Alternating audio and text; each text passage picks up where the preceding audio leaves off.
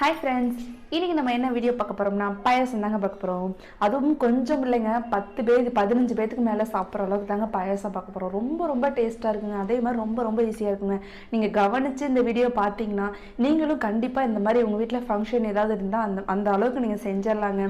வாங்க வீடியோக்குள்ளே போகலாம். வீடியோக்குள்ளே போகிறதுக்கு முன்னாடி நம்ம சேனல் சப்ஸ்கிரைப் பண்ணுங்கள். அது மாதிரி இருக்காமல் பெல் ஐக்கானை கிளிக் பண்ணுங்கள். வாங்க போகலாம். இப்போ நம்ம அகலமான பாத்திரத்தில் சுடுதண்ணி எடுத்துக்கலாங்க. நான் ஆல்ரெடி பச்சை தண்ணியில் நல்லா வாஷ் பண்ணி ஜவ்வரிசி வச்சுருக்கேங்க. அந்த சுடு தண்ணி கூட அதை சேர்த்துக்கலாங்க. இப்போ சேர்த்து ஒரு கொதி வரட்டுங்க. ஒரு கொதி வந்ததுக்கப்புறமா நம்ம சேமியா நூடுல்ஸ் எல்லாம் போட்டுக்கலாங்க.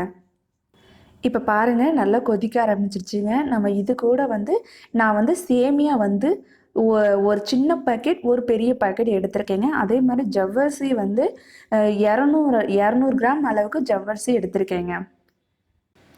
இப்போ அது நல்லா ஒரு 2 நிமிஷம் அப்படியே ஹீட்லேயே நல்லா வேகட்டுங்க. நம்ம அதுக்குள்ளே முந்திரி திராட்சை நெய்யில் நல்லா பபுள்ஸ் ஆட்டம். இப்போ நான் நெய் கொஞ்சம் தாங்க சேர்க்குறேன். நான் நெய் அதிகமாக சேர்க்க மாட்டேங்க. நீங்கள் நல்லா நெய் நிறையா சேர்ப்பீங்க அப்படின்னா நிறையா சேர்த்துக்கோங்க. அதே மாதிரி நான் 10 ரூபா முந்திரி திராட்சை பாக்கெட் 2 வாங்கியிருக்கேங்க. இல்லை உங்களுக்கு நிறையா இருந்தால் பிடிக்கும் அப்படின்னா நீங்கள் இன்னும் 2 3 சேர்த்து வாங்கிக்கோங்க. இப்போ இதை நல்லா திராட்சையெல்லாம் நல்லா பபுள்ஸ் ஆட்ட வரட்டுங்க. அந்த அளவுக்கு நல்லா நல்லா கிண்டி விட்டுருங்க. அந்த நெய்யோட நல்லா மிக்ஸ் ஆகட்டுங்க. இப்போ பாருங்கள், எவ்வளோ நல்லா பெருசாக நல்லா புசு புசுன்னு வந்துருச்சு பாருங்கள். இப்போ நம்ம அடுப்பை ஆஃப் பண்ணிடலாங்க. இப்போ பாருங்கள், நம்ம ஜவ்வரிசியும் சேமியாவும் சேர்த்தலைங்க. அது நல்லா வெந்துருச்சுங்க. இப்போ நம்ம இது கூட நான் உடச்சி வச்சுருக்க வெல்லத்தை சேர்த்துக்கிறேங்க. இது இந்த கருப்பட்டின்னு சொல்லுவாங்கங்க. கருப்பட்டியோட சேர்ந்த வெல்லங்க இது. நான் அந்த வெல்லத்தை சேர்த்துக்கலாங்க. இப்போ அந்த வெல்லம் நல்லா கரையட்டுங்க. கரைஞ்சதுக்கப்புறம் நம்ம எதாக இருந்தாலும் சேர்த்துக்கலாங்க. இப்போ வெல்லத்தை சேர்த்து நல்லா கிண்டி விட்டுருக்குங்க. ரொம்ப கிண்டக்கூடாதுங்க. சும்மா மெதுவாக கிண்டுங்க. ஏன்னா அந்த சேமியாலாம் உடஞ்சி போயிருங்க. ஏன்னா சுடுதண்ணியில் இருக்கிறதுனால அது உடஞ்சி போயிருங்க. இப்போ வெல்லம் நல்லா கரைஞ்சிருச்சுங்க. பாருங்கள், பார்க்குறப்பே உங்களுக்கு தெரியும் பாருங்கள் எப்படி கலர் மாதிரி இருக்குன்னு.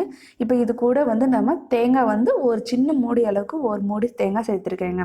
இப்போ அதை சேர்த்து விட்டு நல்லா கலந்து விட்டுறலாங்க. இப்போ பாருங்கள், தேங்காய் சேர்த்ததுக்கப்புறம் கலந்து விட்டாச்சுங்க. இப்போ இது கூட நம்ம நெய்யில் பொரிச்சு வச்சுருக்க முந்திரி திராட்சை சேர்த்துக்கலாங்க. அடுத்து ஏலக்காய் சேர்த்துக்கலாங்க. நான் 3 ஏலக்காய் உரலில் போட்டு தட்டி எடுத்துருக்கேங்க. இப்போ பாருங்கள், எல்லாம் சேர்த்து நல்லா ரெடி ஆகிடுச்சு பாருங்கள். நம்ம இப்போ இது கூட நான் ஆல்ரெடி 3 பாக்கெட் பால் வாங்கி வச்சுருக்கேங்க. எனக்கு மாட்டுப்பால் கிடைக்கலங்க. அதனால் நான் பாக்கெட் பால் தாங்க வாங்கியிருக்கேன். 3 பாக்கெட் வாங்கி நல்லா கொதிக்க வச்சு ஒரு கொதி வச்சு ஆற வச்சு எடுத்துருக்கேங்க. இப்போ இது கூட பாயசத்து கூட நம்ம இதை சேர்த்துக்கலாங்க. இப்போ சேர்த்துட்டு நல்லா கலந்து விட்டுறலாங்க. பால் சேர்த்தோன்னே எவ்வளோ சூப்பராக ரெடி ஆகிடுச்சு பாருங்கள். பால் சேர்த்து ஒரு 2 நிமிஷம் மட்டும் நம்ம கொதிக்க விடலாம். இப்போ பாருங்கள், 2 நிமிஷம் கொதிச்சிருச்சுங்க. எவ்வளோ சூப்பராக ரெடி ஆகிடுச்சு பாருங்கள். இப்போ நம்ம சாப்பிட்டு பார்த்துடலாங்க. இதை நம்ம சாப்பிட்டு பார்த்துடலாங்க. நான் நிறைய இதனால 10 பேர்த்துக்கு பாயசம் வச்சனால தனியாக ஒரு டம்ளரில் எடுத்துக்கிட்டேங்க. எடுத்து வச்சு ஒரு 1/4 மணி நேரத்துக்கு மேலே ஆயிடுச்சுங்க. பாருங்கள், நல்லா ஆறி நல்லா இறி வந்துருச்சு பாருங்கள். இப்போ நம்ம சாப்பிட்டு பார்த்துடலாங்க.